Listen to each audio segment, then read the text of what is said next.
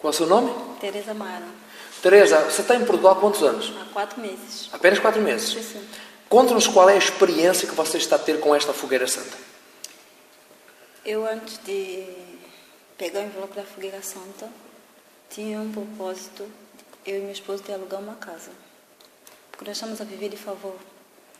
E quando eu peguei o envelope da Fogueira Santa, e Deus tem mostrado, abrindo as portas para mim.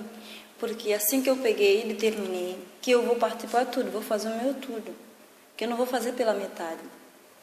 E então, os meus patrões se ofereceram pagar os 2 meses adiantados que eu preciso para entrar naquela casa.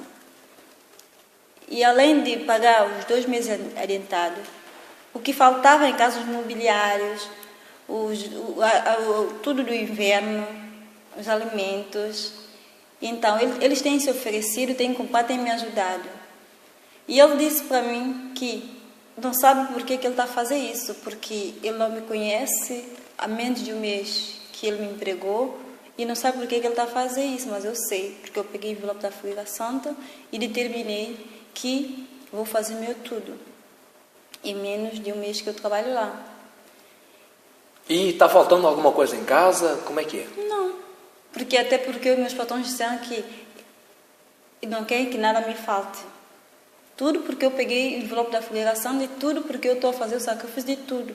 Porque se eu fizesse pela metade, eu ia pôr em conta porque eu preciso de alimento, eu preciso de comprar as coisas, mas tudo que eu... Quer dizer, você precisa pagar as suas despesas, seus compromissos, você precisava alugar uma casa, mas você optou. É tudo para o altar. Sim, é tudo, porque eu tenho despesas que eu tenho que pagar. Então, mas... E os móveis? Uma vez que você está em Portugal apenas há 4 meses, móveis, talheres, louças, como é que é? Tudo. Eles estão a me dar tudo. Eles me deram tudo. Então você tem a casa pronta dentro de casa? Sim, tenho casa pronta. Até alimento não me falta dentro de casa. Porque eu peguei o envelope da Fogueira Santa e parti para tudo. Então você atribui esse benefício, esse sinal, ao sacrifício que você está fazendo. Sim.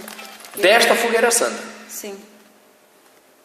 Eu atribuo isso, tem um benefício, porque se a gente não fazer partir para tudo, não adianta.